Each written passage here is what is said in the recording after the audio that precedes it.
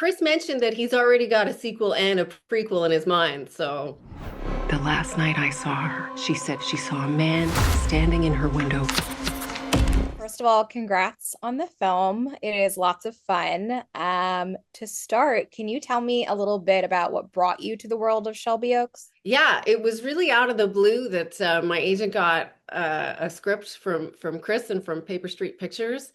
And so I read it and I looked up at the time they already had the ARG with the paranormal paranoids. And so I looked at all that material and then I spoke with Chris over Zoom and I really loved it. I just love the relationship between the two sisters and the core of the movie, even though it's terrifying, is love. And I just thought that was such a nice combination. Yeah, absolutely. And were you a horror fan before you signed on to this? Yes, I do like horror. I'm already a horror fan, so it was fun for me. I like the blood, I like the screaming, I like running through woods, all that stuff. Had you done a horror film before this? Yes, I've done a couple or a few. I did the one called Hunter x Hunter that Mhm. came out in 2020 with Devon Sawa and Nick Stahl, and that one I think is also fantastic. Well, this movie has had quite a journey to the screen, to put it mildly, between production delays, strikes, and then reshoots. I'm curious, what was the experience like on your end as an actor to have this long process? Honestly, for a while, I started to think they were pranking me. It was like, this has gone on for so long. It's never going to come out. And then when we went to reshoot, I was like, okay, this is fine. This will just be part of my life now. And so I'm so relieved that it finally came out. The anticipation was brutal. Yeah, I can imagine. And there was a good over a year between principal photography and reshoots. Is that right? Yeah, at Yeah. least, but probably more like two. Yeah. Wow. Well, what was it like returning after, this had been in your past, you had filmed it, and then having to come back to the story and step back into this character after all that time? Well, we'd even already had a screening at Fantasia Fest before the reshoot. So I'd seen the finished film. And then got the call about the reshoots. And luckily, I keep all my old scripts. So I was like, okay. So I went into my cubby, I found my scripts, I looked at my notes. I most of my script was there. I was missing the last couple pages because somehow they got torn off in the wars or whatever. Uh, but I was able to sort of just track back to what I was doing and what I was thinking, and then actually add maybe a couple things too that were new, that were just new ideas based on my life experience of the couple years that had preceded it. Interesting. And can you give me an example of that? That's Well, my sister passed away in those couple of years. oh, Sorry, oh, it's a bit of sorry. a downer, but it was a big thing I was able to bring to some of it. Oh, I'm so sorry to hear that. I'm sorry for your loss. Thank you. Were you and we can ch definitely change the topic if you don't want to get into this. I'm just curious if you had any hesitancy at all returning to this character after you had personally had that experience. No, actually the opposite. In a way, release there's so much emotion and it was still pretty fresh and releasing that emotion is really a gift. It's one of the great gifts of acting. On a meta level, what is it like to have this movie finally be coming into wider release after the festival screenings and getting so much hype out of those? I'm so thrilled that it's going to get to that it's finally coming out and everyone is going to be able to see it because I think it's a fun, scary movie and the response to it has been unbelievable. So I'm just so excited for like my nephews and my niece. Well, not both my nephews will see it, but my older nephew and my niece will see it. And my friends and I'm just really thrilled for it to be out there finally because I think it's really good and I'm overwhelmed and overjoyed at how people have received it. Sure. And Mia as a character is a pretty fantastic final girl. I'm curious, as a horror fan yourself, who are some of your favorite final girls in horror?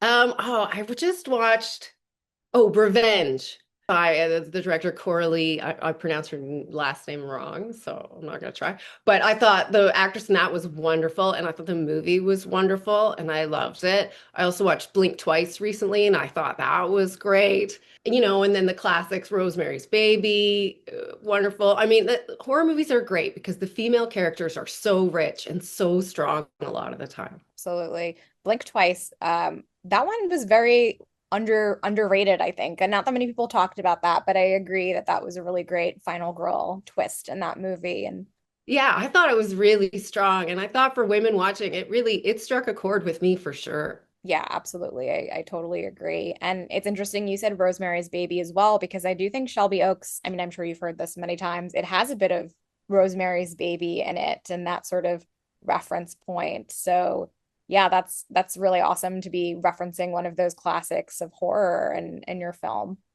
Yeah, that thrills me. Yeah. Were there any other references that you picked up on, with obviously knowing that you did not craft the story, but as an actor and a horror fan, were there any other classic horror references you picked up on? Some of the found footage stuff, some found footage movies and stuff. I'm not even close to as knowledgeable about film as Chris and as the producers on this movie. It's kind of scary. They know everything. And I'm a film lover. I've watched a lot, but I'm not like an encyclopedia about it for sure. But yeah, found footage and I mean, it feels like there are a lot of things that are just a nod to, and in the way that horror films are. I think it's just I'm lost in it. And I'm curious, so obviously characters in horror movies are known for making some kind of baffling, occasionally irrational decisions in the name of plot. Were there any moments in Shelby Oaks as you were reading the script or even filming where you're like, Mia, what are you doing here? Well, I kind of thought the way I approached Mia from the start was on the front of my script, I wrote a quote, I don't know where it's from, and it said, obsession is the lazy man's word for dedication. And so I thought everyone else thinks me is obsessed, making crazy decisions, doing things that are unsafe. But to her, everything has a logic. If someone you love is in danger, you go to that place. If they're there, you go to that place. You do what you can. It doesn't matter if it's your own danger. It doesn't matter if it's the middle of the night. You do it because otherwise the consequences could be so dire. So I just approached it that way, that just single focus. It's a great point. And I'm curious, I have to ask about the ending as well. Wow, what a memorable final shot. Had that changed at all in the process of the reshoots, or was that the original ending? We touched on the ending a little bit in the reshoots, although it was generally more or less the same, but we did touch it a little bit. And I think made it better. Um, just, more time, more options. But yeah, I think the ending is really strong, and it was one of the parts I was quite nervous about playing because so much goes on in such a short period of time, and it's all from within. But what a moment to do. It was really fun.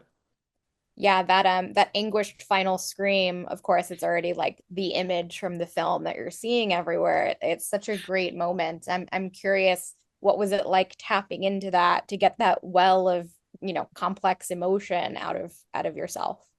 Well, I mean, again, like they sort of just let me run riot on on set, which was great. So like I showed up to do that bit and I'm shaking and I'm going. And then the first take I did on it was loud and big, big, big, big. And I'm like, I go smaller because you got to put your matzo ball out there and then hopefully it works. And if it doesn't work, you can always bring it in. But it's better. You don't want to feel embarrassed. So if I go as big as I can go, I kind of get rid of that embarrassment right away. So I'm not sure which version they used, but they just let me run riot and it was great. That's awesome. I love that. And in terms of what actually happens at the end of the movie, it does feel like there could be sequel potential there. Well, What's yeah, Chris mentioned that he's already got a sequel and a prequel in his mind. So interesting? Has he given you any details on what those would look like? no, no, he mentioned it at one of the Q&As, so I know it's not a spoiler or anything. It's out Yeah. there. I don't know what it would entail at all, but I'm sure he's got something cooking. From your perspective, would you be game to come back as Mia for both of those? Oh, 100%. 100%. I'd come back. I'd work for Chris on anything he wants to put me in. What was your interpretation of the ending? And of course, we'll hold this for after the wider release. Oh gosh. I mean, I think it is open to interpretation, so I hesitate to put a final stamp on it because I think it's nice for people to come away with their own ideas. Um, but I like the idea of that Mia's tries so hard through the whole film to do everything right. and how much it blows up in her face. I'm curious as well, what in your career more broadly, what is next for you?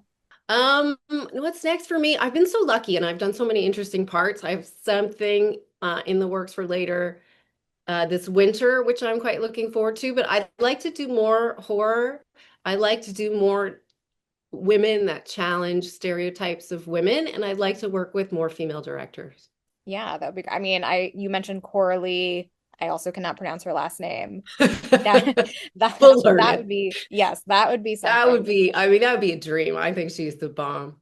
Is there anything else that we didn't touch on about the film that you wanted to highlight about your process, about working with Chris? I just like to highlight also our DP, Baird. I call him, that's his last name, but on set he was always Baird, so he's going to be Baird to me. Andrew Scott Baird. Somebody said to me, I was at a party like, oh, I'm a friend of Andrew's. I'm like, who is Andrew? I don't know who you're talking about. Anyway, I think he's wonderful. And the cinematography is beautiful, beautiful, beautiful. And he makes what we started with a small budget look really expensive. Well, thank you so much for your time, Camille. I really appreciate it. Thank you so much. Nice to meet you. Yeah.